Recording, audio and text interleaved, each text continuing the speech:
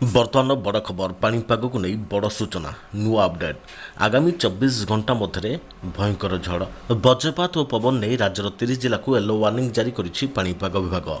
ସେପଟେ ବାତ୍ୟା କିକୋକୁ ତବାହ ରଚୁଛି ତାଣ୍ଡବ।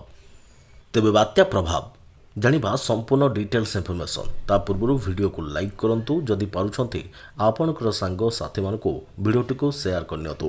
ଯଦି ଫ୍ରେଣ୍ଡସ୍ ଆପଣମାନେ ଆମର ଏହି ଚ୍ୟାନେଲରେ ନୂଆ ହିଁ ଭିଡ଼ିଓ ଦେଖୁଛନ୍ତି, ପୂର୍ବରୁ କେବେ ବି ସବସ୍କ୍ରାଇବ୍ କରିନାହାନ୍ତି, ତେବେ ନିହାତି ଚ୍ୟାନେଲକୁ ସବସ୍କ୍ରାଇବ୍ କରିବା ସହିତ ପାଖରେ ଆସୁଥିବା ବେଲ୍ ଆଇକନ୍କୁ ବଜାୟ ରଖିଥାନ୍ତୁ।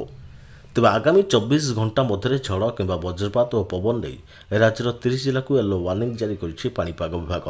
ତେବେ ଆଜି ଭୀଷଣ ବର୍ଷା, ଝଡ଼ କିମ୍ବା ବଜ୍ରପାତ ଓ ପବନ ନେଇ 8 ଜିଲ୍ଲାକୁ ୟେଲୋ ୱାର୍ଣ୍ଣିଂ ଜାରି ହୋଇଥିବା ବେଳେ ଝଡ଼ କିମ୍ବା ବଜ୍ରପାତ ଓ ପବନ ନେଇ 22 ଜିଲ୍ଲାକୁ ୟେଲୋ ୱାର୍ଣ୍ଣିଂ ଜାରି କରିଛି ପାଣିପାଗ ବିଭାଗ।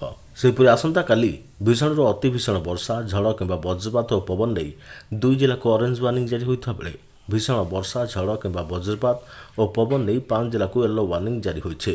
ଏହା ବ୍ୟତୀତ ଝଡ଼ କିମ୍ବା ବଜ୍ରପାତ ଓ ପବନ ନେଇ 23 ଜିଲ୍ଲାକୁ ୟେଲୋ ୱାର୍ଣ୍ଣିଂ ଜାରି ହୋଇଛି। ତେବେ ଆସନ୍ତା 13 ତାରିଖ ଯାଏଁ ବର୍ଷା ନେଇ ସତର୍କ ସୂଚନା ଜାରି କରାଯାଇଥିବା ବେଳେ 12 ତାରିଖ ଓ 13 ତାରିଖରେ ଭୀଷଣ ବର୍ଷା, ଝଡ଼ କିମ୍ବା ବଜ୍ରପାତ ଓ ପବନ ନେଇ 7 ଜିଲ୍ଲାକୁ ୟେଲୋ ୱାର୍ଣ୍ଣିଂ ଜାରି ହୋଇଥିବା ବେଳେ ଝଡ଼ କିମ୍ବା ବଜ୍ରପାତ ଓ ପବନ ନେଇ 23 ଜିଲ୍ଲାକୁ ୟେଲୋ ୱାର୍ଣ୍ଣିଂ ଜାରି ହୋଇଛି।